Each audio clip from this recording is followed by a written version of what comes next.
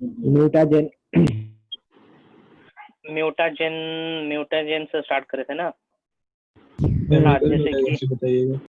Chemical mutagen से ना, ionising non ionising हो गया, केमिकल म्यूटाजेन, ठीक है ना। और एक साइंटिस्ट का नाम था जिन्होंने पहली बार केमिकल म्यूटाजेन का इस्तेमाल करा था, ठीक है, and that was around world war 2, है ना। वर्ल्ड वॉर 2 के दौरान उन्होंने केमिकल म्यूटाजेन इस्तेमाल करा था। उन्होंने जो केमिकल म्यूटाजेन इस्तेमाल करा था दैट वाज मस्टर्ड गैस, ठीक है। मस्टर्ड गैस इसलिए नाम दिया गया है क्योंकि उसका स्मेल, इस केमिकल का स्मेल मस्टर्ड का तरह था, है ना।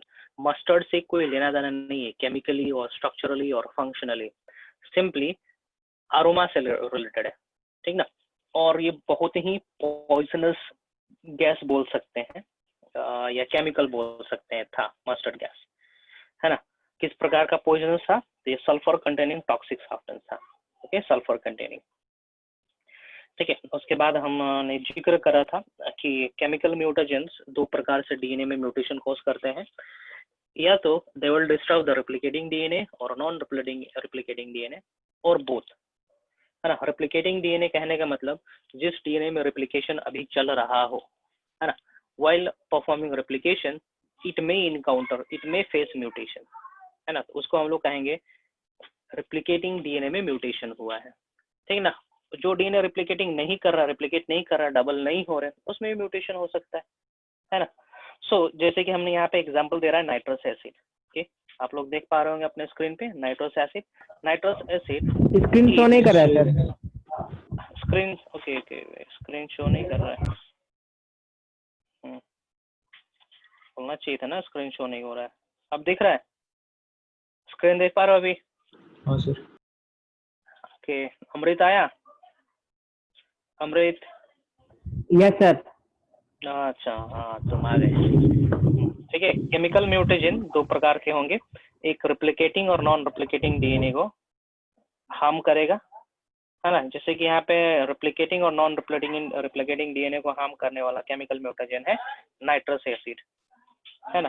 और दूसरा है जो ओनली सिर्फ रेप्लिकेटिंग डीएनए को ही डैमेज करेगा, जो डीएनए रेप्लिकेट कर रहे हैं उन्हीं को नुकसान पहुंचाएगा, है ना। उस केमिकल म्यूटेजन का नाम है एक्रोडिंडाइज, ठीक है। और बेस एनालॉग कहने का मतलब, ठीक है, adenine, guanine, cytosine, thymine, uracil, इन सभी का तरह दिखने वाला कुछ structure that is called base analog, okay. So nitrous acid को हम डिटेल में स्टडी कर रहे हैं यहाँ पे, है ना। How nitrous acid cause mutation? Nitrous acid it cause oxidative deamination in adenine, guanine and cytosine. Oxidative deamination कहने का मतलब ऑक्सीजन के प्रेजेंस में, है ना, इलेक्ट्रॉन एक्सेप्टर्स के प्रेजेंस में अमीनो ग्रुप को हटा देना, ठीक ना। अमीनो ग्रुप को हटा देना, किससे हटाएंगे? एडेनिन बेस से हटाएंगे, ग्वानिन से हटाएंगे और साइटोसिन से हटाएंगे, है ना। जैसे कि हमने एक एग्जांपल दिया एडेनिन का, okay, adenine is a purine, है ना। Normally it pairs with thymine, ठीक है, ये ध्यान रखेंगे। ATGC एट गवर्नमेंट कॉलेज, ये ट्रिक है याद करने का, which nitrogenous base pairs with which nitrogenous base.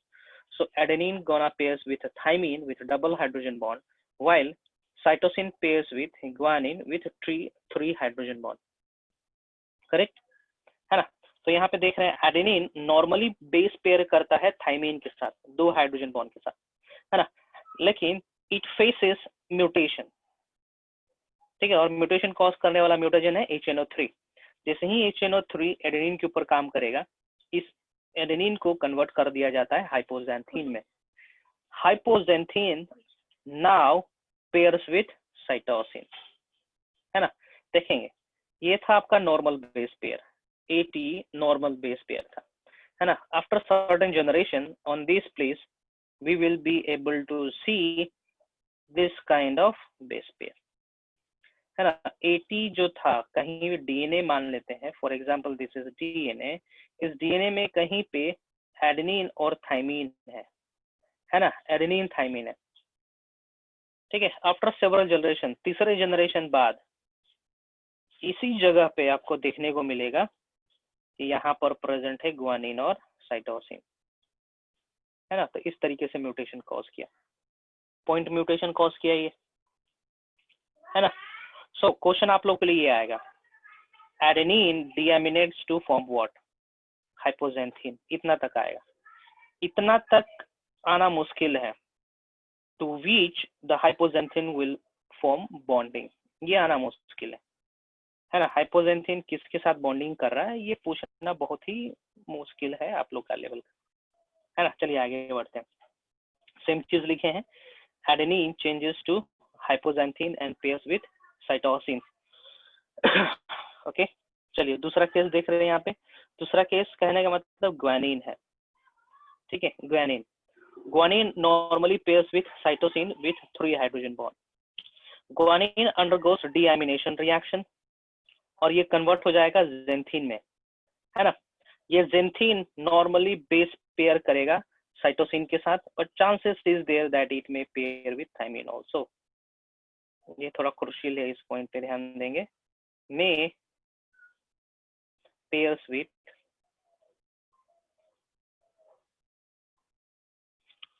Cytosine, cytosine के साथ पेयर करेंगे, but can pair with pair to thymine also. मतलब सर दोनों में से किसी में भी कर सकते हैं? हाँ, थाइमिन से भी कर सकता है, लेकिन ज्यादातर केसेस में 99.99% के केस में ये किसके साथ करेगा, साइटोसिन के साथ ही करता रहेगा, है ना। जैसे कि यहाँ पे देखेंगे थोड़ा, ठीक है ना। यहाँ पे देखेंगे जैसे ग्वानिन है, guanine is pairing with cytosine, है ना। अब मान के चलो ग्वानिन में आ गया जेंथीन, ठीक है। सो जेंथीन भी साइटोसिन के साथ ही पेयर करेगा, लेकिन दिक्कत कब आएगा, जैसे कि ये जेंथीन हो गया, है ना। जब इसको ट्रांसक्रिप्शन करना होगा, इस जेंथीन वाले जगह पे कोई mRNA वाला न्यूक्लियोटाइड डालना होगा, तब दिक्कत आएगा, है ना, तब दिक्कत होना है। सो ये इतना याद रखेंगे। नेक्स्ट बढ़ते हैं हम, guanine deaminates to xanthine and pairs with thymine, thymine और साइटोसिन, ठीक है। साइटोसिन और थाइमीन, थाइमीन बहुत कम चांसेस में है, आप लोग साइटोसिन ही याद रखेंगे, है ना। साइटोसिन बहुत कम रेयर होता है। चलिए आगे देखे थे, साइटोसिन डीएमिनेट्स टू साइटोसिन के बारे में जिक्र कर रहे हैं। अब तीसरा क्लियर केस बता रहे थे, साइटोसिन डीएमिनेट्स हो गया यूरासिल में, साइटोसिन डीएमिनेट्स हो गया यूरासिल में, है ना, और पेयर करेगा एडेनिन के साथ। Which one, listen here, cytosine normally pairs with what, guanine, है ना। देखो यहाँ पे साइटोसिन नॉर्मली पेयर हो रहा है ग्वानिन के साथ, साइटोसिन के पास डीएमिनेशन रिएक्शन हुआ, because of that cytosine has got changed into uracil, है ना। अब जीसी नॉर्मल था, अब यहाँ पे जीसी नहीं होगा, अब यहाँ पे होना है थाइमीन और यूरासिल के बीच में बॉन्डिंग, ये गड़बड़ हुआ, यहाँ पे अब ये गड़बड़ हो रहा है ना। तो यहाँ पे हम आगे देखेंगे बहुत आगे जनरेशन में देखेंगे, तो हमें देखने को मिलेगा दिस जीसी ग्वानिन और cytosine has been replaced by thymine और एडेनिन, है ना। जीसी चेंजेस टू 80 पार्टिकुलर जगह पे, पार्टिकुलर जगह कहने का मतलब for example this is DNA, है ना। इस डीएनए में कहीं पे था ग्वानिन और साइटोसिन, ठीक है ना। 2-3 जनरेशन के बाद आपको देखने को मिलेगा कि इस पार्टिकुलर जगह पे एडेनिन और थाइमिन अपना जगह जमा रखे हैं, ठीक है ना, इस तरीके से। सो इतना क्लियर है सुधांशु, इंटरेस्ट और अमृत, यस मुस्कान। सर, समझ गया सर। सर यहाँ लिखे यूरासिल पेयर्स विथ थाइमीन और ऊपर लिखे एडेनिन। हाँ एडेनिन लिखे हैं, रुको देखने दो, uracil pairs with thymine adenine, change करने दो, कहाँ पे कुछ गड़बड़ होगा तो बताएंगे, कहाँ पे, ये वाला हाँ Let me see. Cytosine deaminates to uracil and then pairs with adenine. Let me check. Cytosine किसके साथ पेयर करता है generally? Cytosine pairs with guanine ना? yes sir. CG. Okay, cytosine guanine. अब यहाँ पे गड़बड़ हो रहा है तो पूरा का पूरा सिस्टम ही चेंज हो जाएगा। यहाँ पे थाइमिन ना, अच्छा ओके ओके, यूरासिल बन गया ना, यहाँ पे यूरासिल हुआ तो यहाँ पे जी है तो ए आएगा। Yes, it should be adenine only. Okay, ये एडेनिन होगा। ठीक है, कम्प्लीमेंट्री है, इसको रटना नहीं है, सिंपली इसका कम्प्लीमेंट्री आप बनाओगे तो यहाँ पे क्या होगा, एटी हो जाएगा और क्या। ठीक है, ठीक है, ये सही है, ये जो बनाए थे यहाँ पे ये सही है। क्या बनाए थे, दिस टी इज करेक्ट, ये सही है, ये यहाँ पे है ना। यहाँ पे हो जाएगा आपका एडेनिन, ये एडेनिन होना है,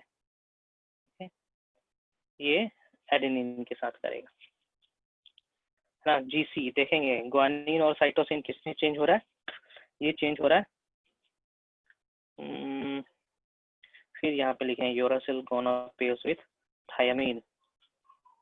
okay, CG, this is uracil, uracil is this is what, pyrimidine ना। ओके, और यहाँ पे क्या होना चाहिए था, प्यूरिन होना है, तो ये थायमीन तो हमारा प्यूरिन है नहीं, so it should be what, it should be adenine, है ना। ओके चलो गुड, है ना। धीरे धीरे चलते चलते ये आपका जीसी चेंज हो जाएगा 80 में। हाँ, आप कोई दिक्कत कहीं पे देखे जरा, कुछ गलत लिख रखे होंगे या फिर कंफ्यूजन हो रहा होगा, पूछेंगे जरा, पूछेंगे जरा, ये लास्ट क्लास में ही लिखे थे हम, पूछेंगे। ठीक है। हो गया, आप ठीक हो गया ना।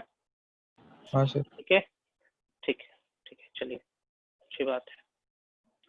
सो एक बार हमें बताएंगे जरा, एडेनिन डीएमिनेट होके क्या बनाएगा, एडेनिन डीएमिनेट करके क्या बनाएगा, हाइपोजेंथिन। हाइपोजेंथिन। ठीक है, हाइपोजेंथिन किसके साथ पेयर करेगा, साइटोसिन। साइटोसिन के साथ कर रहा है हाइपोजेंथिन। ओके, सो नॉर्मल क्या था, नॉर्मल एटी था, एडेनिन और थायमीन था, है ना।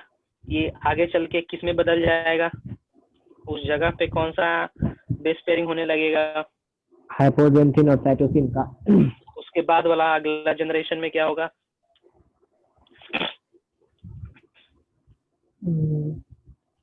It will change into what,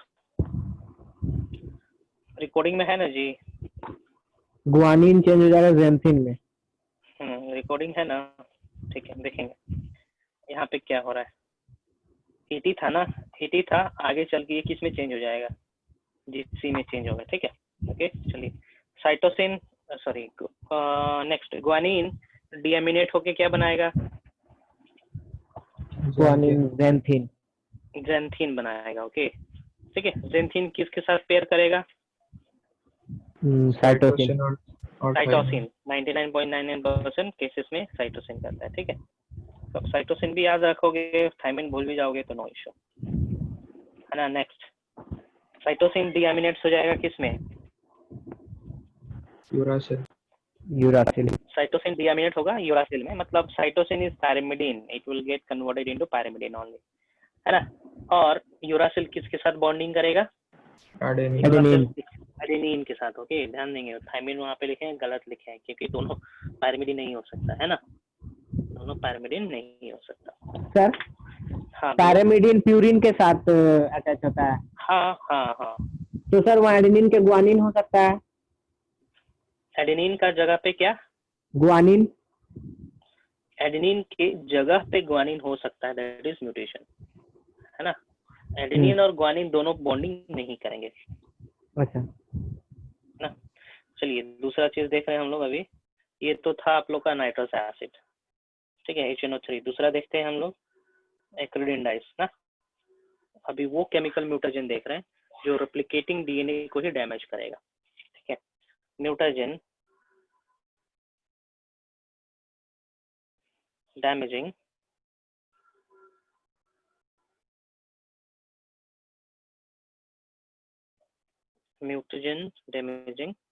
replicating DNA,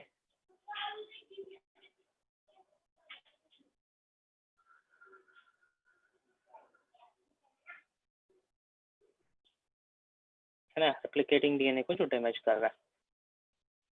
इसके अंदर दो चीज आएगा, एक्रिडिन डाई और दूसरा था base analog.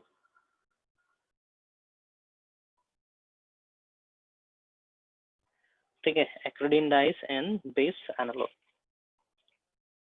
So acridine dye actually flavin protein या फ्लैबिनॉइड्स होते हैं, ठीक ना। और फ्लैबिनॉइड्स या फ्लैविन्स भी जनरली होते क्या है, तो ये सब भी सल्फर टॉक्सिक सब्सटेंस ही होते हैं। Okay, acridine dyes are flavonoids which is further comes under the sulfur toxic chemicals,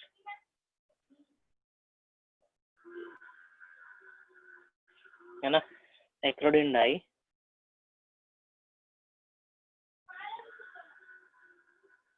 acridine dyes are flavonoids,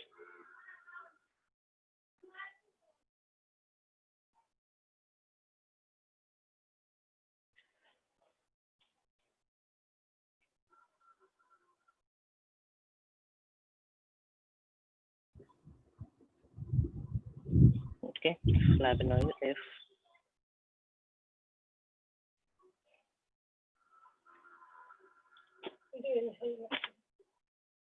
flavonoid, है ना, flavonoid सही है, which is actually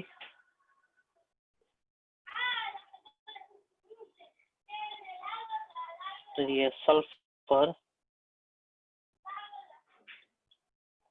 containing toxic substance, है ना। सो एक्रिडिन डाई करता क्या है, क्रोमोसोम्स को ब्रेक कर देगा, तोड़ देगा, है ना। न्यूक्लियोटाइड का एडिशन करवा सकता है, डिलीशन करवा सकता है। It can cause frame shift mutation, it can cause point mutation, है ना। It can cause nonsense mutation, okay, nonsense mutation भी कॉज करवा सकता है ये, ओके, ठीक है, नॉनसेंस म्यूटेशन भी करवा सकता है। ठीक है, एक करेक्शन है यहाँ पे, फ्लैविनॉइड्स की जगह पे प्रोफ्लैविन करेंगे, इस प्रोफ्लैविन,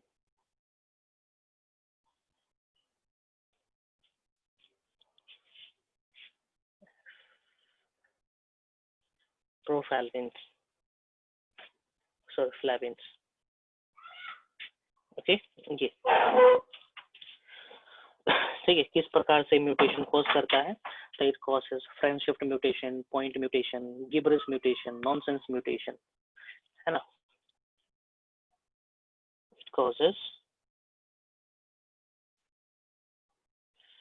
बेस सब्स्टिट्यूशन,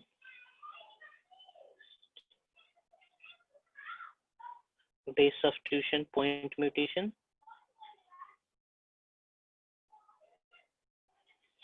है ना, पॉइंट म्यूटेशन कॉज करेगा, फ्रेम शिफ्ट म्यूटेशन कर सकता है, फ्रेम शिफ्ट म्यूटेशन, है ना। नॉनसेंस म्यूटेशन, नॉनसेंस और गिब्रिश, नॉनसेंस का मतलब पता है क्या था, ये सर जिसमें एसिड चेंज नहीं होता था, जिसमें स्टॉप कोडन आ जा रहा था, जिसमें स्टॉप कोडन आ जा रहा था, ठीक ना। गिब्रिश म्यूटेशन का एग्जांपल यहाँ पे देखता हूँ, थैलेसीमिया, थैलेसीमिया, ठीक ना। थैलेसीमिया एक डिजीज है, डिसऑर्डर है, जिसमें होता क्या है, रेड ब्लड सेल्स के अंदर जो ग्लोबुलिन प्रोटीन्स है, अल्फा 2 बीटा 2, है ना, उनका स्ट्रक्चर आधे पे ही रुक जाता है, मैच्योर स्ट्रक्चर नहीं बनता है, क्योंकि पॉलीपेप्टाइड्स बहुत कम बनते हैं, है ना। पॉलीपेप्टाइड पॉलीमराइजेशन कर रहे थे लेकिन बीच में ही रुक जाता है, क्योंकि नॉनसेंस म्यूटेशन हो गया, स्टॉप कोडन आ जाता है बीच में, है ना। ओके, उसको हम लोग गिब्रिश बोलेंगे या फिर नॉनसेंस म्यूटेशन भी बोलेंगे। एक एग्जांपल हो गया डिजीज का थैलेसीमिया, है ना। तो यहाँ पे आप लोग को ध्यान देना है, क्वेश्चन ये पूछता है एक्रिडेंडाइज को हम लोग क्या बोलते हैं? एक्रिडेंडाइज इज ऑल्सो नोन एज, ठीक है, प्रोफैल्विन और प्रोफ्लैविन्स, नॉट फैल्विन, प्रोफ्लैविन्स, ओके, प्रो है ना। ये गिब्रिस म्यूटेशन को करता है, ये याद रखेंगे। फिर गिब्रिस म्यूटेशन किसके चलते होता है? ये होता है एक्रिडिन डाई के चलते, इतना याद रखेंगे, हटाएंगे। नेक्स्ट कर रहा हूं मैं बेस एनालॉग। बेस एनालॉग है ना। बेस एनालॉग ऐसे होंगे जो एडेनिन की जगह पे जाके बैठ जाएंगे, है ना। अब एडेनिन की जगह पे बैठ तो गए, लेकिन बार बार रेप्लिकेशन होने के चलते उस एडेनिन का कम्प्लीमेंट्री में साइटोसिन भी आ जाएगा, कभी थाइमिन आ जाएगा, कभी यूरासिल आ गया, तो ये गड़बड़ होता रहेगा, है ना। स्पेसिफिक नहीं है कि जो डेरिवेटिव्स होते हैं, जो सब्स्टिट्यूट्स होते हैं, उसके साथ कम्प्लीमेंट्री बेस पेयरिंग एकदम स्ट्रिक्ट ही होगा। स्ट्रिक्ट बेस पेयरिंग नहीं होगा तो गड़बड़ होने लगता है। कुछ कुछ नेचुरली ऑकरिंग भी बेस एनालॉग होते हैं, जैसे कि सम naturally occurring base analog are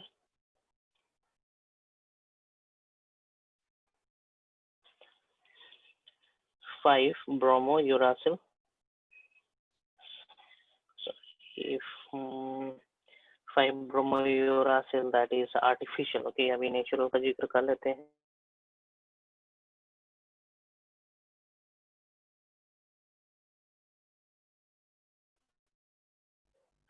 five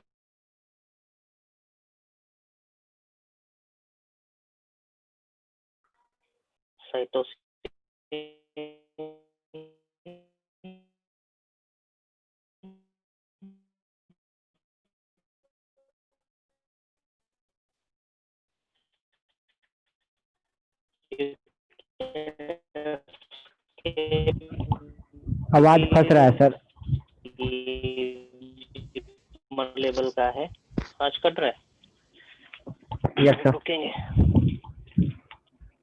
ठीक है, अब सही है। हाँ सर।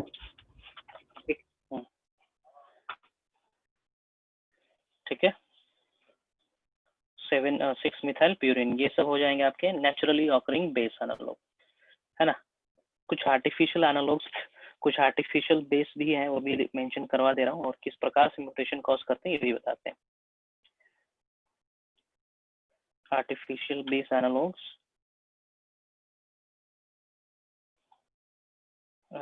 आर 5-bromouracil,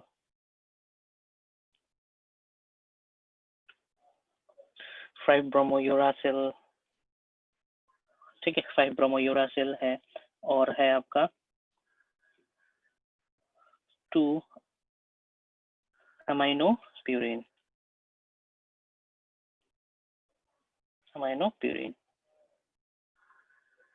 है ना। 5-bromouracil, ओके, यूरासिल, ठीक है। यूरासिल किसके साथ पेयर करता है नॉर्मली, बताएंगे। Uracil pairs with what in normal condition? Can say adenine, किसके साथ? एडिनाइन के साथ। वेरी गुड, एडेनिन के साथ, है ना। ये नॉर्मल पेयरिंग कर,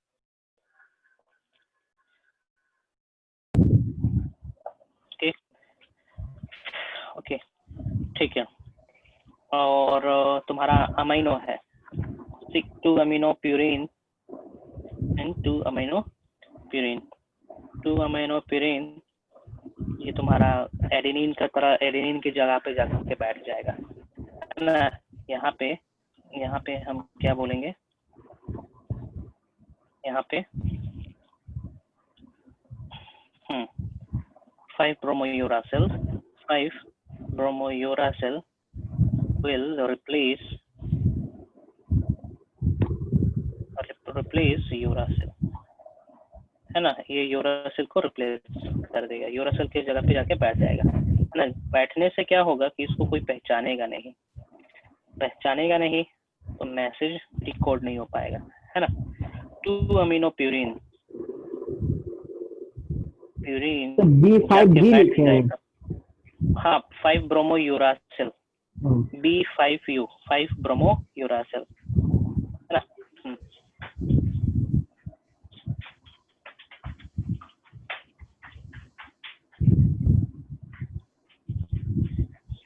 ठीक है आगे बढ़ते हैं। 2 अमाइनो प्यूरिन है ना, ठीक है 2 अमाइनो प्यूरिन है।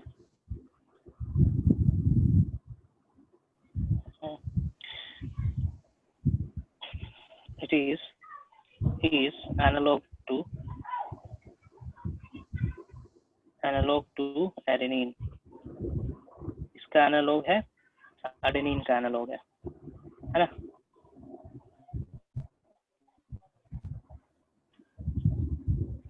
ठीक है और एक चीज बताएंगे, एडेनिन नॉर्मली किसके साथ पेयर करता है, थायमीन के साथ है ना, थायमीन के साथ, ये नॉर्मल हो गया।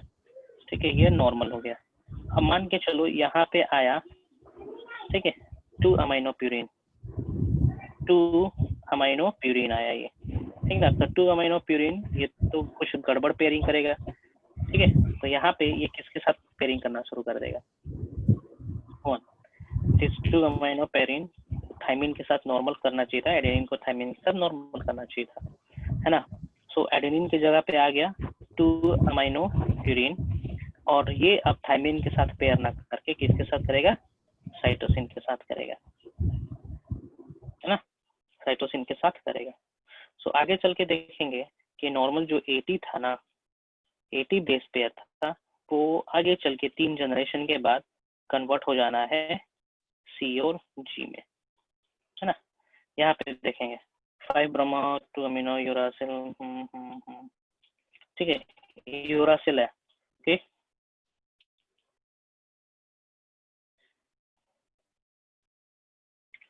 ठीक है स्ट्रक्चर एनालॉग टू थायमीन के यूरासिल नॉर्मल पेयर कर रहा है किसके साथ, यूरासिल नॉर्मल पेयर कर रहा है एडेनिन के साथ, हाँ एडेनिन के साथ। ओके मान के चलो कि तुम्हारा 5 ब्रोमो यूरासिल है, okay, for will replace uracil, okay.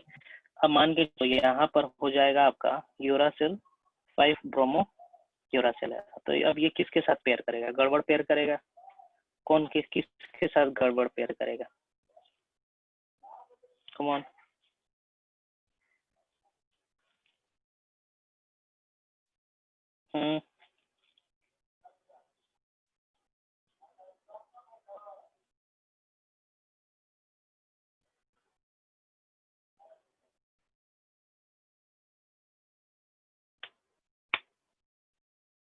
दिमाग लगा बताएं जरा।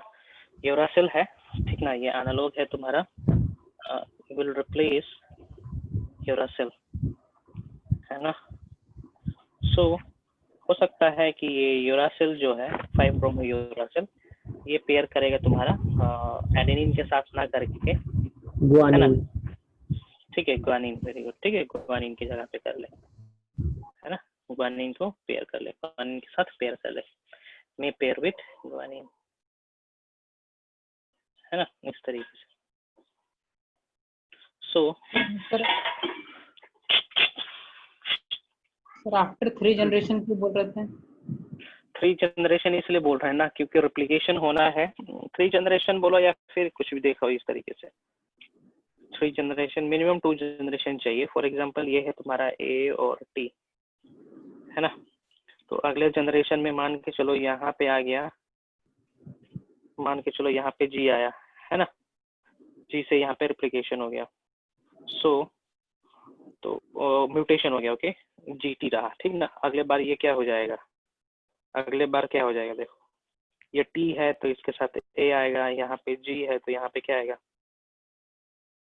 C आ जाएगा ना, इस तरीके से,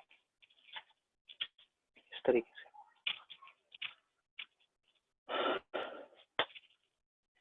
ठीक है वो म्यूटेशन जब करेंगे, डीप में स्टडी करोगे ना तब पता चलेगा कि तीसरे जनरेशन में जाके या दूसरे जनरेशन में जाके चेंज हो रहा है ना।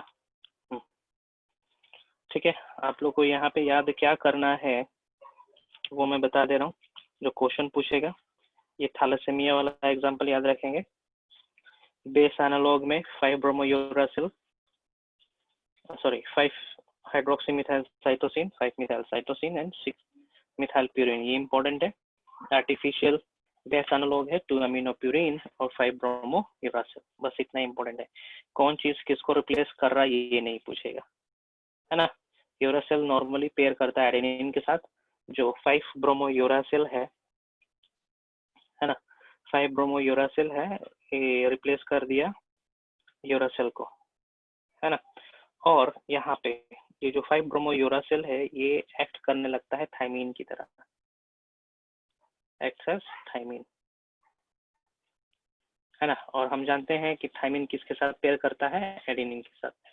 और चूंकि यहाँ पे गड़बड़ हो रखा है तो हो सकता है ये यूरासिल बॉन्डिंग कर ले ग्वानिन के साथ, है ना। ये कुछ गड़बड़ है तो हटाते हैं। यहाँ पे म्यूटेशन खत्म होता है, यहाँ पे म्यूटेशन 100% खत्म हुआ, ठीक है। तो लास्ट पोर्शन जो है केमिकल म्यूटेशन में बेस एनालॉग, बेस एनालॉग याद रखेंगे।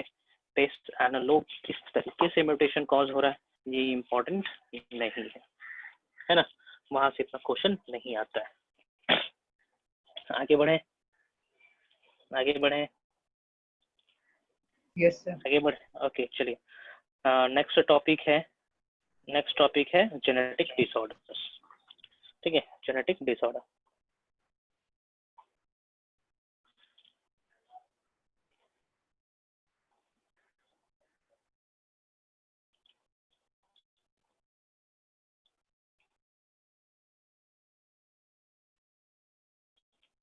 जेनेटिक डिसऑर्डर, ठीक है। जेनेटिक डिसऑर्डर नाम से पता ही चल रहा है, disorder causes due to the changes in the DNA, है ना, that is called genetic disorder, okay। disorder due to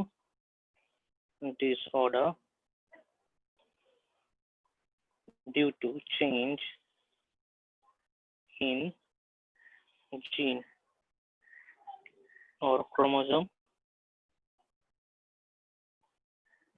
है ना, due to change in the chromosome और जीन, मतलब म्यूटेशन के चलते जो डिजीज होंगे that is called genetic disorder, ठीक है। ये दो, इसको पढ़ाई कर सकते हैं हम लोग दो हेडिंग के अंदर,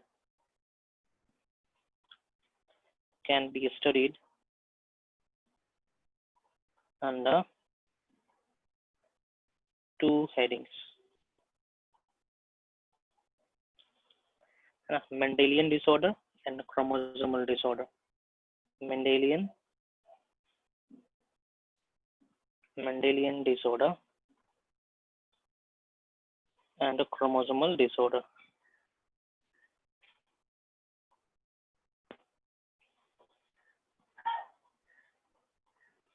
chromosomal disorder and Mendelian disorder। Mendelian disorder कहने का मतलब होता है कि डिजीज पास करेगा फ्रॉम पेरेंट्स टू ऑफस्प्रिंग, है ना, इन मेंडेलियन मैनर। मेंडेलियन मैनर में हमने देखा था law of dominance, law of independent assortment, law of segregation, ठीक है। तो उस मैनर में प्रोजनी तक पहुंचेगा फ्रॉम ऑफस्प्रिंग, ठीक है, ठीक है। तो सबसे पहले हम लोग करते हैं मेंडेलियन डिसऑर्डर, मेंडेलियन डिसऑर्डर,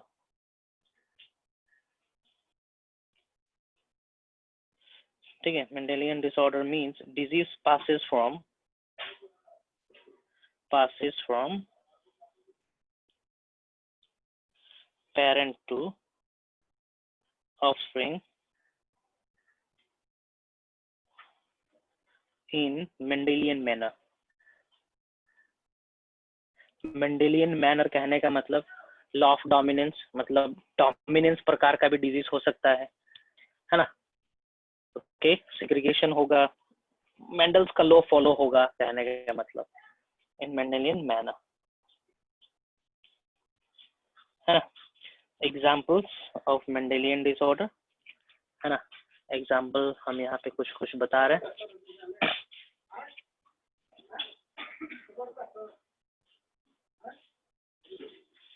ठीक है। यहाँ पे कुछ हम एग्जाम्पल दे रहे हैं, आप लोग के पास नोट्स पड़ा होगा आप लोग के सीनियर का, वहां से हम फिगर आउट कर दे रहे हैं, है ना। देख लेंगे एक बार। जैसे कि शेयर करे थे हम पिछले बार, है ना, उसी में से दिखा रहे हैं।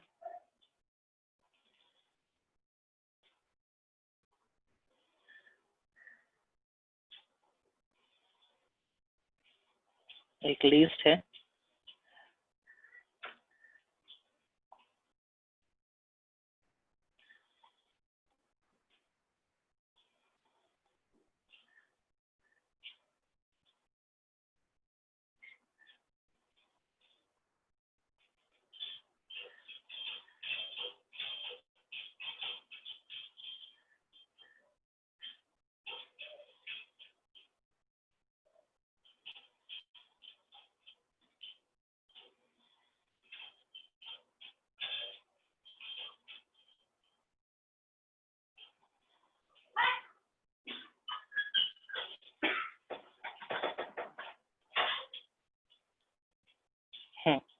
ना ये बहुत आगे चले गए।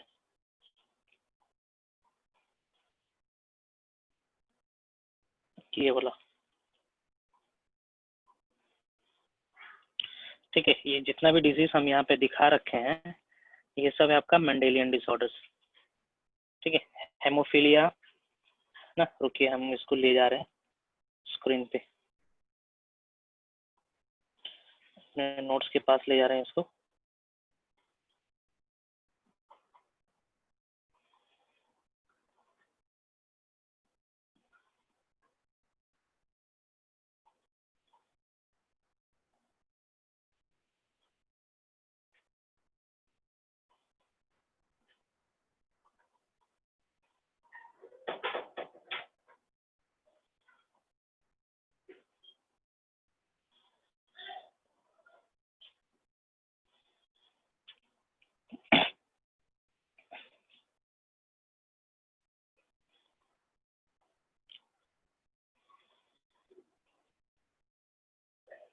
कॉपी में लिख लेंगे इसको भी आप लोग, इम्पोर्टेंट है ये।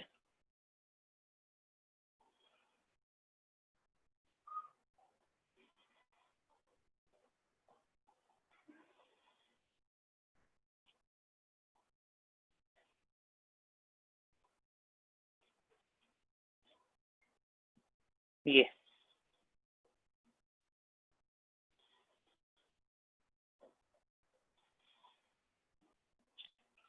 कहाँ आ गए हम लोग, हाँ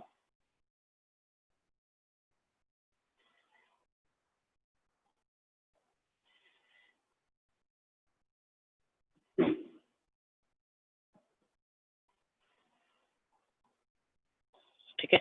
एग्जाम्पल स्क्रीन पे देख पा रहे होंगे, haemophilia, colour blindness, sickle cell anaemia, phenylketonuria, cystic fibrosis, thalassaemia and monotonic dystrophy, है ना। ये सब कुछ डिजीज है जो मेंडेलियन डिसऑर्डर्स के अंतर्गत आते हैं, ठीक है। और इनका जो ट्रांसमिशन होता है, पेरेंट्स टू ऑफस्प्रिंग ट्रांसफर होगा, और इसका एक्सप्रेशन कुछ कुछ होना है लॉ ऑफ डोमिनेंस का तरह, है ना। कुछ कुछ फॉलो होना है आपका लॉ ऑफ डोमिनेंस, ठीक है, लॉ ऑफ डोमिनेंस का तरह ही होना है ना। दूसरा तरह यदि बोलेंगे लॉ ऑफ डोमिनेंस फॉलो नहीं कर रहा है, तो वो सब आ जाएंगे आपके इसके अंदर, क्रोमोसोमल डिसऑर्डर्स के अंदर, है ना। सो जैसे कि यहाँ पे देख पा रहे हो हेमोफीलिया, हेमोफीलिया के बगल में हम लिखे हैं it is recessive disorder and it is X linked disorder, है ना। कहने का मतलब है haemophilia is recessive disorder, recessive कहने का मतलब disease will express when both the chromosome will show defect, ठीक ना। we know that हमारे पास pair of chromosome है, we know that we have a pair of chromosome, है ना, we have pair of chromosome, for example this is one chromosome, this is another chromosome, है ना। Mendel's law of dominance क्या कहता है, dominance कहता है कि यदि दो रिसेसिव एलील है तब जाके एक्सप्रेस होगा, है ना। या फिर लॉ ऑफ डोमिनेंस ये भी कहता है यदि एक जगह पे एक डोमिनेंट एलील है और रिसेसिव एलील है तभी भी एक्सप्रेशन होगा। लॉ ऑफ डोमिनेंस ये भी कहता है दोनों जगह पे यदि कैपिटल ए है तब डिजीज रिवील होगा, है ना। सो कुछ कुछ डिजीज होते हैं जो डोमिनेंट कंडीशन में रिवील होते हैं, कुछ डिजीज होते हैं जो रिसेसिव कंडीशन में रिवील होते हैं। जो डिजीजेस रिसेसिव कंडीशन में रिवील होते हैं उनको कहते हैं हम लोग रिसेसिव डिसऑर्डर, और जो डोमिनेंट कंडीशन में रिवील होता है डिजीज उसको कहते हैं हम लोग डोमिनेंट डिसऑर्डर्स। यही डिफरेंस है रिसेसिव में और डोमिनेंट में। हाँ, एक चीज हमें बताएंगे, रिसेसिव एलील कब एक्सप्रेशन शो करता था?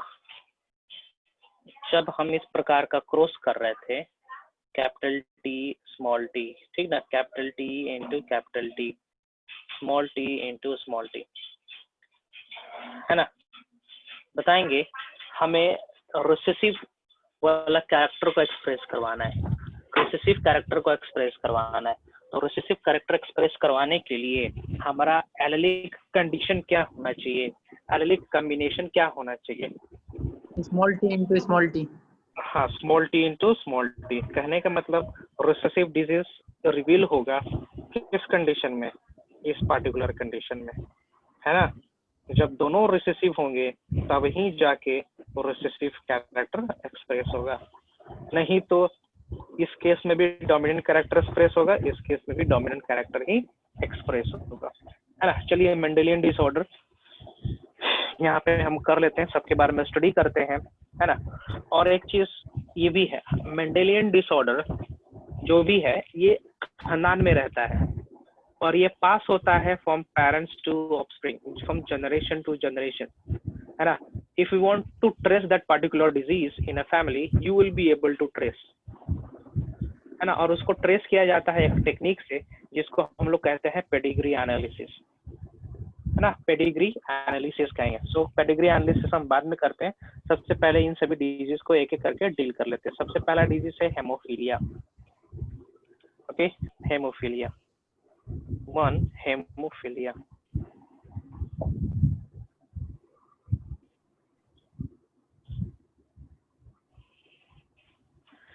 है ना। हेमोफीलिया के केस में होता क्या है कि थोड़ा सा भी कट जाए ना, यदि शरीर में कहीं पे भी कट हो जाए, उंगली कट जाए, तो ये कंटिन्यूसली ब्लीड करता है,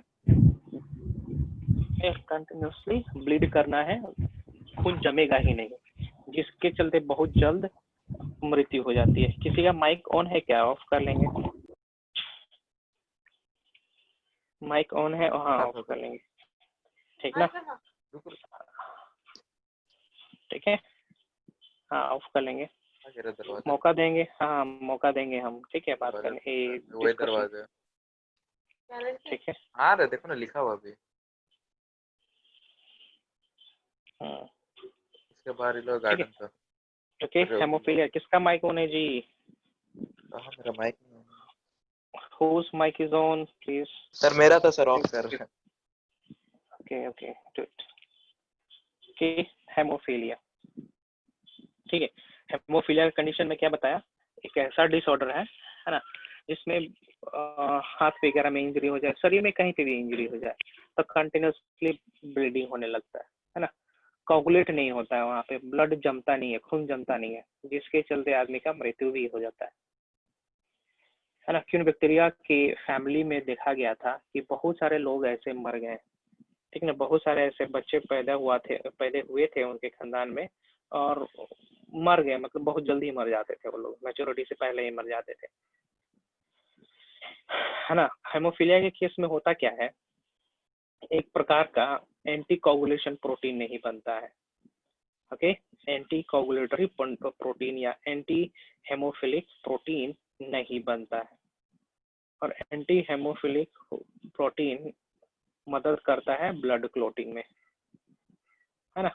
और ये डिजीज एक लिंक्ड डिजीज है, कहने का मतलब ये डिजीज प्रेजेंट रहता है, कॉज करता है because of defect in x chromosome, है ना। चलिए डिजीज के बारे में वर्णन कर लेते हैं। In this case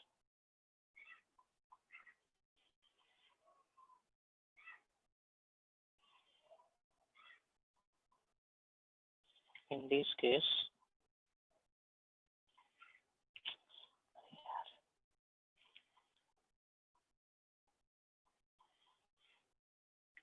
in this case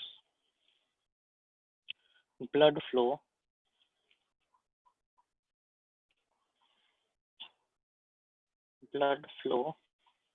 do not show clotting because of absence of anti-hemophilic globulin. Anti globulin है ना। एंटी हेमोफिलिक ग्लोबुलिन एक प्रोटीन है जो कि ब्लड को कोगुलेट करने में मदद करेगा इंजर्ड पोर्शन से, है ना। तो ये एब्सेंट है, ये बन ही नहीं रहा है, एक गड़बड़ी है, जिनमें गड़बड़ी हो गई, ये बन ही नहीं रहा है। इट इज एक्स लिंक्ड और सेक्स लिंक्ड बोलते हैं, एक्स लिंक्ड और sex linked recessive disorder. recessive कहने का मतलब एक्सप्रेस होगा जब दोनों एक्स क्रोमोसोम पे डिफेक्ट जीन प्रेजेंट रहेंगे, है ना। इसके केस में, in this case the defect progeny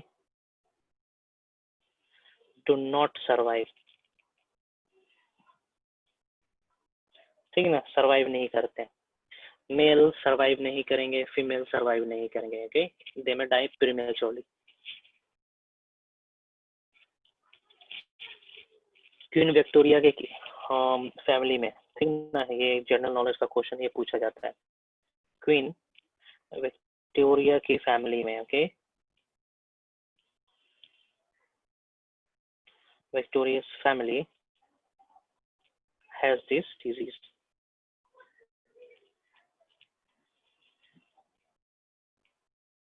मैं एक्चुअली एक कंडीशन बता रहे हैं यहाँ पे, ठीक ना। और एक चीज नोट कर लेंगे, यहाँ पे ज्यादातर फीमेल कैंडिडेट्स कैरियर होते हैं। Most of the female, in most cases, ये ज्यादा सही रहेगा, female are, most case female are carrier and male are sufferer but die early and dies early, बहुत पहले ही मर जाते हैं, ठीक ना। जैसे कि चलिए यहाँ पे हम केस कर रहे हैं, केस 1 बता रहे हैं किस तरीके से डिजीज शो होगा फ्रॉम पेरेंट्स टू ऑफस्प्रिंग। तो सर फीमेल सफरर नहीं रहती है ना, फीमेल सफरर, ठीक ना, वो मर जाएंगे, बहुत रेयर चांसेस बनता है फीमेल सफरर का, ठीक है। क्यों बताएंगे, देखेंगे यहाँ पे। केस 1, ठीक ना, फीमेल इज कैरियर,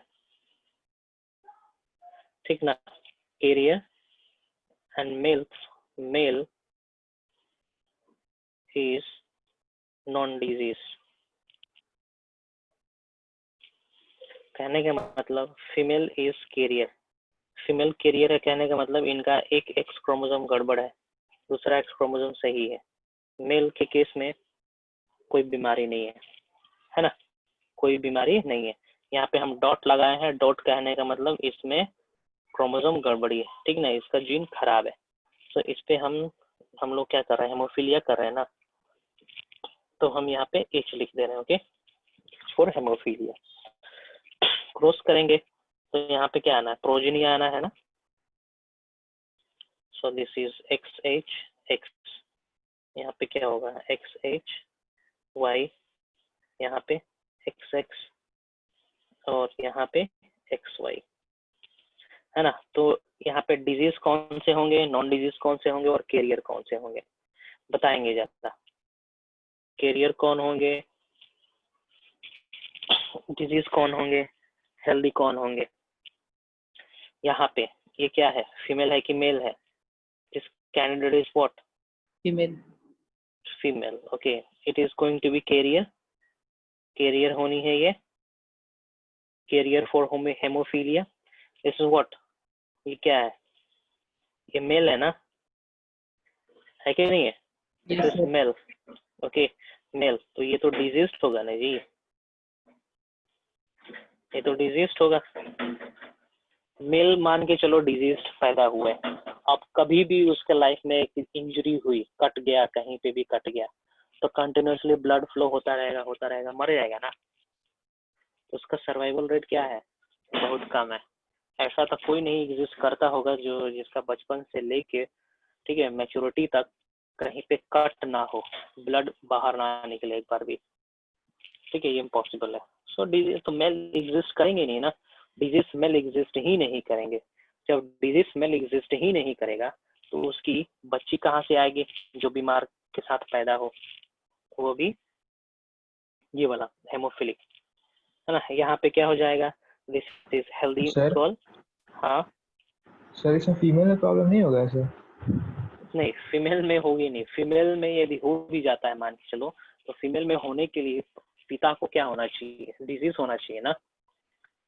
पिता को होने के लिए डिजीज, पिता को भी डिजीज होना चाहिए, पिता तो बचेंगे ही नहीं, है ना। मान के चलो बच भी गए, ठीक है, मान के चलो बच भी गए, तो फीमेल के केस में क्या बोलेंगे, फीमेल विल आल्सो डाई, है ना।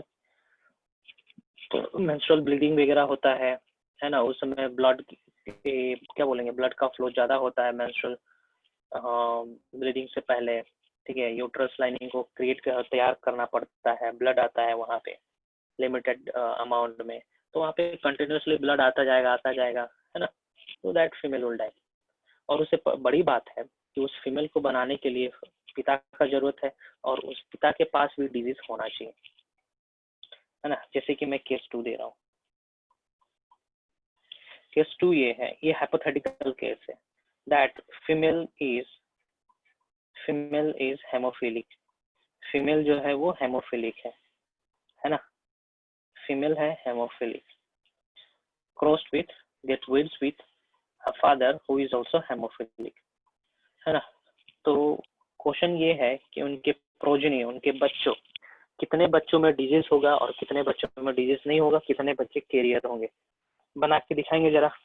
ये हाइपोथेटिकल क्वेश्चन है, ठीक ना, इस तरीके के प्रोजेनी एग्जिस्ट नहीं करेंगे, ये हाइपोथेटिकल क्वेश्चन है, बना के दिखाएंगे जरा इसको।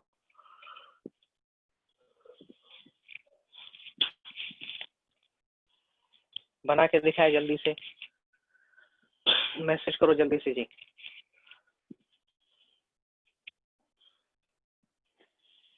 इसमें आपको बताना है कि मेल कितने इन्फेक्टेड होंगे, फीमेल कितने इन्फेक्टेड होंगे, कितने सेफ होंगे, कितने कैरियर होंगे, आपको बताना है।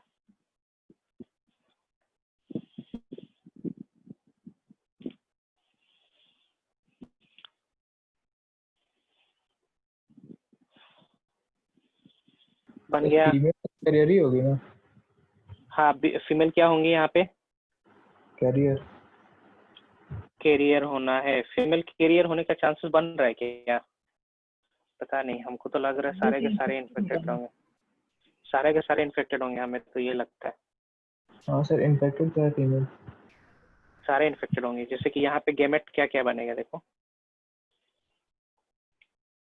यहाँ पे गेमेट बना, एक ये और एक ये, तो गेमेट बना, यहाँ पे गेमेट बना इस तरीके का, है ना। सो ये दोनों से करेंगे तो क्या हो जाएगा, यहाँ पे फीमेल डिजीज होनी है, यहाँ पे मेल डिजीज होना है कि नहीं है, यहाँ पे फीमेल डिजीज होनी है ना, और यहाँ पे मेल डिजीज होगा ना, सारे प्रोजेनी डिजीज होंगे, सारे प्रोजेनी डिजीज होंगे। सबका आंसर आया ये, कैरियर कोई नहीं होगा, तो सर सारे के सारे कैरियर डिजीज। की कंडीशन क्या होता है? कैरियर कहने का मतलब होता है कि जो जीवित रहते हैं और डोरमेंट कंडीशन में खराब जीन को लेके रहते हैं, ये है कैरियर, इसको हम लोग कैरियर कहेंगे, इसको कैरियर कहते हैं। ये इंडिविजुअल डिजीज शो नहीं करेगा, लेकिन डिजीज कॉज करने का 50% चांस लेके है।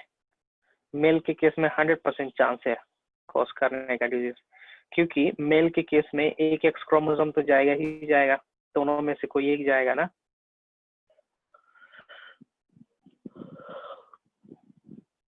दोनों में से कोई एक जाएगा, 50% चांस है मेल में भी और फीमेल में भी डिजीज कॉज करने के लिए। ठीक है ना। चलिए एक और केस दे रहे हैं, हम सॉल्व करेंगे जरा। केस 3, ठीक है। Father is haemophilic, hypothetical, okay. Father is haemophilic and mother is carrier. Mother is carrier. Find the possibilities.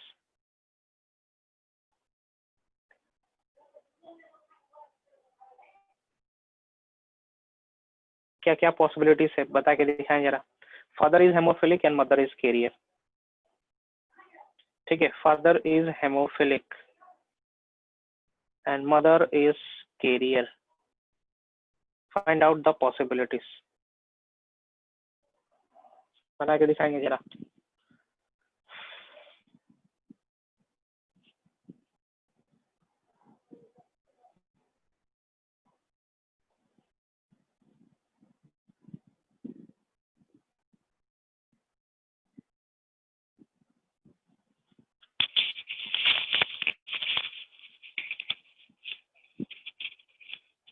है ना।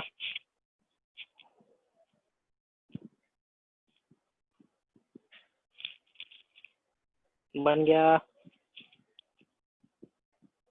अरे यार आसान तो है। Yes sir. बन गया। परसेंटेज में बताएंगे, परसेंटेज में आंसर बताएंगे, परसेंटेज में बताएंगे आंसर।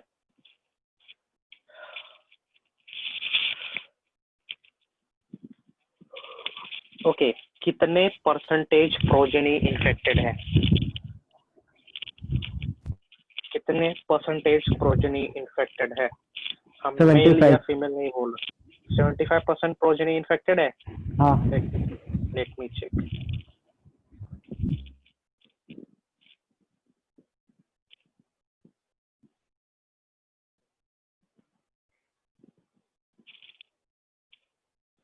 ये हो जाएगा XH XH, ये XH, ये हो जाएगा XH Y, ये हो जाएगा XY। सही है क्या? सही है। Yes sir, yes sir.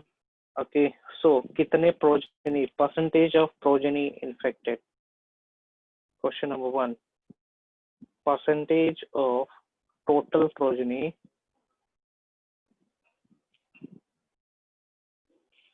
Infected. Disease बोलेंगे ज्यादा सही रहेगा। How much Sudhanshu? 75। 75 आ रहा है। सर 50% होना चाहिए ना। वही तो मैं बोल रहा हूँ। अच्छा, एक तो कैरियर है ना सर? तो डिजीज कितने हैं वो बताना है ना, टोटल प्रोजेनी। सर तो डिजीज में, 50% हाँ है। डिजीज, तो डिजीज में ये हो गए और ये हो गए, यही हो गए ना। ना 1 out of, sorry 2 out of 4। 2 out of 4 into 100, तो हाउ मच? 50 आ रहा है। 50%। Yes sir 50।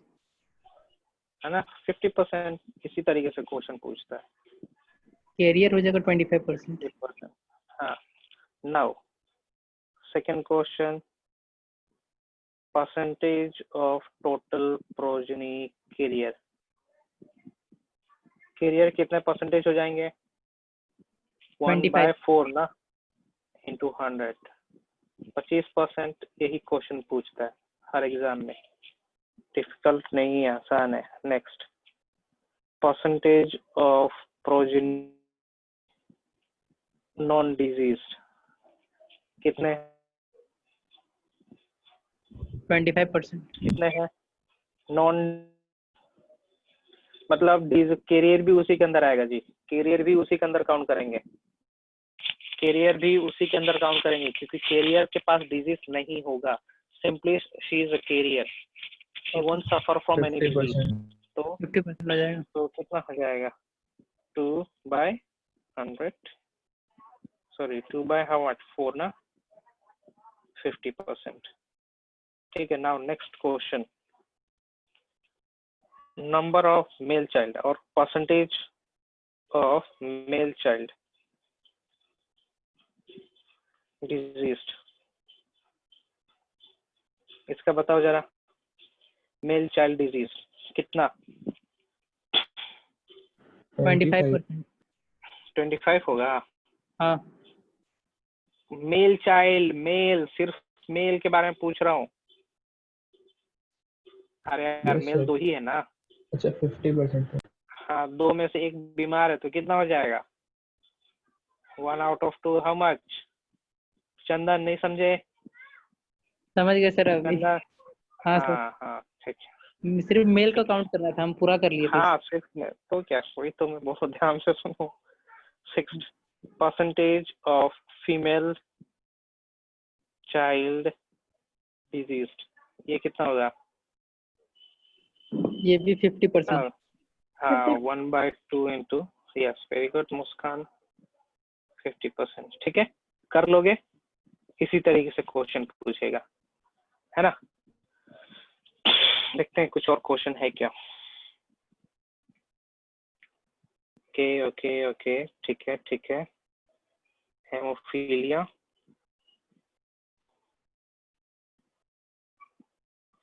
Career woman, normal man, एक और क्रॉस करेंगे जरा, लिखेंगे question, carrier woman and normal man, ये कर चुके हैं क्या हम लोग?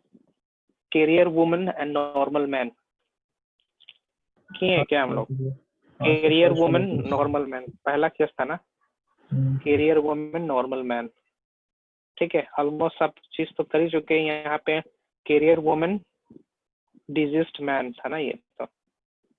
ठीक है, और भी करें हैं क्या हम लोग?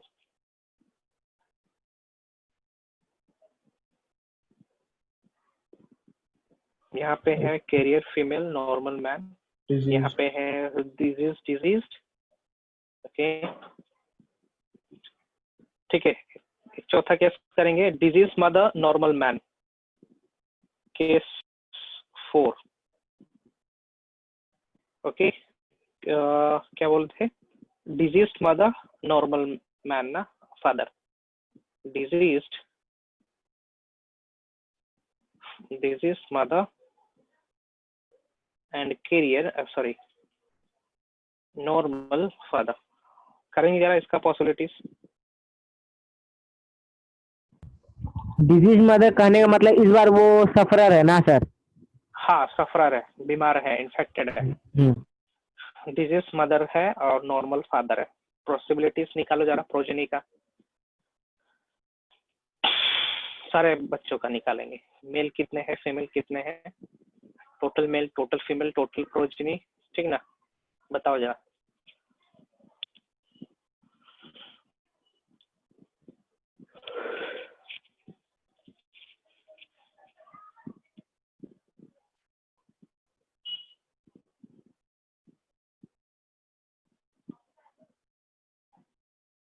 हो गया सर। कितना हुआ जी?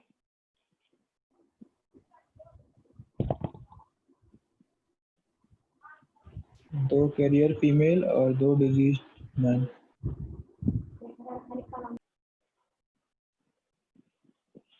हाँ क्या बोल रहे हो? देखते हैं, है ना। ये है एक्स मदर बीमार है ना, एक्स एच, ठीक ना।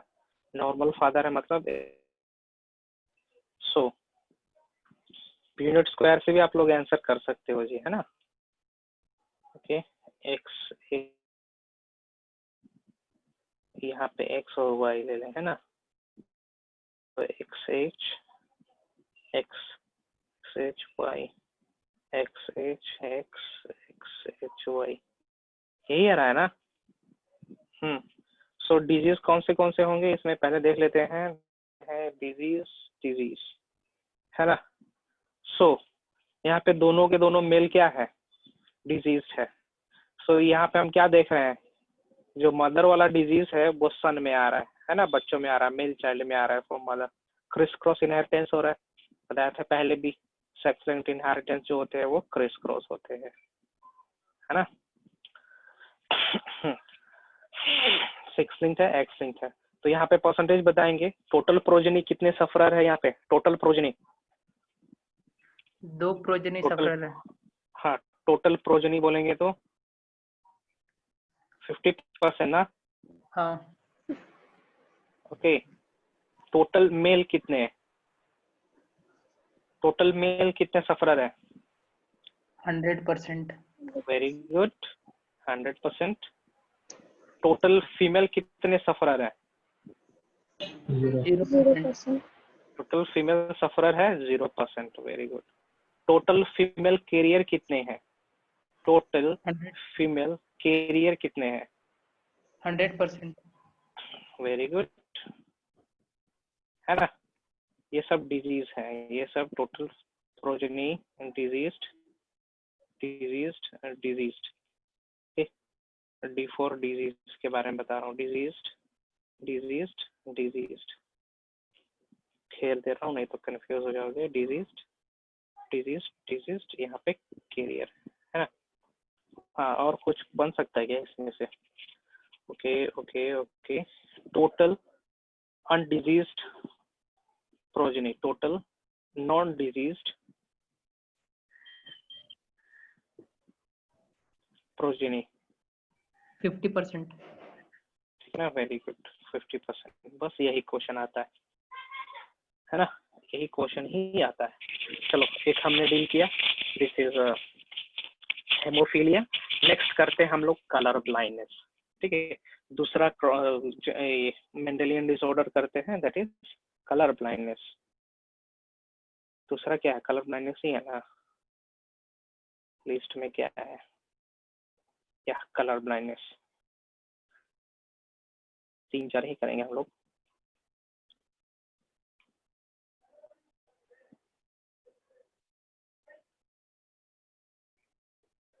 कलर ब्लाइंडनेस सुने हो कभी, यस कलर ब्लाइंडनेस, ठीक ना। कलर ब्लाइंडनेस होता है जो बंदा रेड और ग्रीन कलर के बीच में डिफरेंशिएट नहीं कर पाते हैं, है ना, उसको हम लोग बोलेंगे कलर ब्लाइंडनेस। ओके, ये भी एक्स लिंक्ड और रिसेसिव डिसऑर्डर है। Colour blindness is also sex linked recessive disorder, x linked और रिसेसिव। ये मार्क जुकरबर्ग को है ना सर, उसको भी है, अपने यहाँ मैथ वाले सर थे उनको भी है। मैथ मैथ वाले सर को देखे थे, राजीव सर को देखे थे, हाँ सर जानते हैं। उनको भी था। इतना दूर मत जाओ, अपने ही घर में देख लो। ओके ओके, एक और थे, नागमणि सर आए थे फिजिक्स के, ठीक है, उनके पास भी ये कलर ब्लाइंडनेस डिजीज था। So it is X linked recessive disorder. Okay, individual unable to distinguish between red colour and green colour, ये उसका डिफेक्ट है ना। इसका मतलब ये नहीं कि वो दूसरे कलर को देख ही नहीं पाएगा, है ना। cannot differentiate between, fails to differentiate between। Sir मतलब क्या दोनों कलर सेम ही लगता है उन लोग को? हाँ हाँ हाँ, रेड एंड ग्रीन, ठीक ना। इनको इसीलिए, ठीक है, कलर ब्लाइंड फेलोज को रेलवे में नौकरी नहीं मिलता, ट्रैफिक पुलिस में नौकरी नहीं मिलता है ना। क्योंकि सर लाल झंडा हरा झंडा रहता है। हाँ, हरा झंडा उनको पता ही नहीं चलेगा क्या है ना। लाल छत्ता के बराबर रहेगा। सर रेड दिखता है कि ग्रीन दिखता है? No, neither red nor green. वहाँ पे हेजी कुछ डार्क कलर दिखेगा, ब्लैक कलर दिखेगा कुछ, अच्छा, है ना, क्लाउडी कलर दिखेगा। ओके, ये होता है, ठीक है। चलिए, ये भी क्रिस क्रॉस इनहेरिटेंस से ही शो करना है ना, सेम पैटर्न उसी की तरह है। सो इसीलिए क्या करते हैं, मान के चलो गाड़ी चलाना है किसी बंदे को, है ना, तो बेचारा लाइट में तो डिफरेंशिएट नहीं कर पाएगा, रेड लाइट है या ग्रीन लाइट है या ब्लू लाइट है ना, लेकिन फिर भी वो लोग गाड़ी चला पाते हैं कि जो कलर का पोजीशन होता है ना ट्रैफिक लाइट में वो यूनिवर्सल रहता है ना। देखोगे रेड लाइट या ग्रीन लाइट या फिर ऑरेंज लाइट, हमेशा उनका पोजीशन कांस्टेंट रहेगा, है कि नहीं है। रेड लाइट कहाँ पे प्रेजेंट रहता है, 3 रहता है, एक के ऊपर एक, एक के ऊपर एक, है ना। ओके, सो रेड लाइट सबसे टॉप पे प्रेजेंट रहता है, यस सर। रेड सबसे ऊपर रहता है, हाँ sir. Followed by red, followed by yellow Yellow. या फिर ऑरेंज रहता है, और सबसे नीचे क्या रहता है, ग्रीन रहता है ग्रीन। ना। तो मान के चलो कि वो बंदा ट्रैफिक लाइट पे देख रहा था, है ना, तो वो देखा कि ऊपर की ओर कुछ चेंजेस हुआ, है ना, ऊपर सबसे ऊपर वाला लाइट में कुछ चेंजेस हुआ, इसका मतलब रुको, स्टॉप। रुक जा, हाँ इसका मतलब जाओ इसका मतलब जाओ, इसका मतलब रुको है, ठीक ना। फिर वो देखेगा, लगेगा कि नीचे वाला लाइट में कुछ चेंजेस हुआ, सो वो एनालाइज कर लेगा, वो कैलिब्रेट किया हुआ रहता है उसका दिमाग में, है ना। सर उसका भी क्या जरूरत है, सब रुकेगा तो रुक जाएगा। बहुत सही, सब रुकेगा तो रुक जाएगा, सब चलेगा तो चल जाएगा। अब मान के चलो सबसे आगे है तो खैर चलो, अगल बगल तो कोई ना कोई रहेगा ही, है ना, उनका मूवमेंट देख के कर सकता है, ठीक है ना। तो वो इंटरप्रेट कर लेता है कि अभी कौन सा लाइट जला, उसको ध्यान में रहता है कि सबसे ऊपर वाला जो रहता है रेड लाइट है, यहाँ पे यदि सबसे ऊपर ब्लैक हो गया है इसका मतलब रुकना है, सबसे नीचे ब्लैक हो गया इसका मतलब जाना है ना, करता है, दिक्कत नहीं होती है। सो इसका भी जो पैटर्न है सेम उसी की तरह ही होना है, सेम उसी का तरह, कहने का मतलब तुम्हारा हेमोफीलिया का तरह ही होना है ना। जैसे कि केस 1 में हम यहाँ पे बता रहे हैं, ओके, केस 1 मैं दे रहा हूँ यहाँ पे, आप लोग सोल्व करोगे, आसान है ये, और इसी तरीके से क्वेश्चन आता है। Normal woman and colour blind man, ठीक है, आपको प्रोजेनी की प्रोबेबिलिटी निकालने हैं। नॉर्मल क्या है, normal woman, normal woman and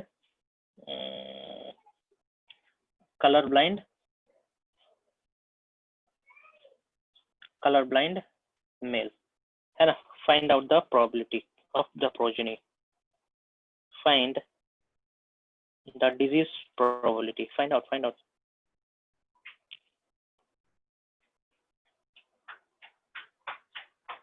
disease probability in progeny,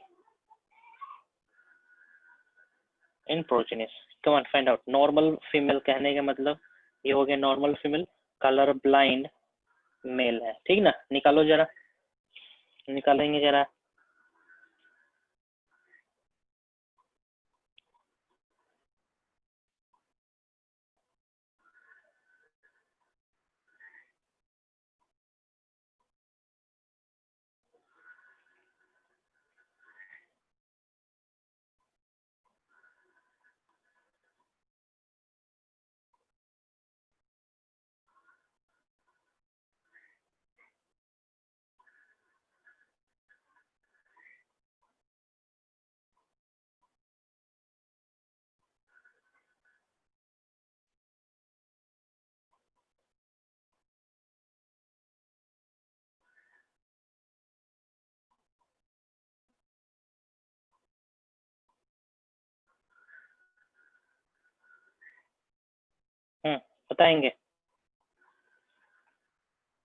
बताएंगे जी।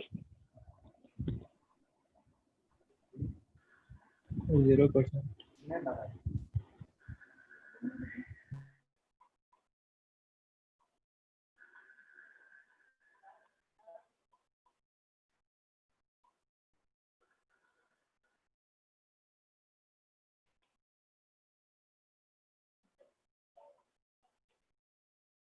बताएंगे जरा।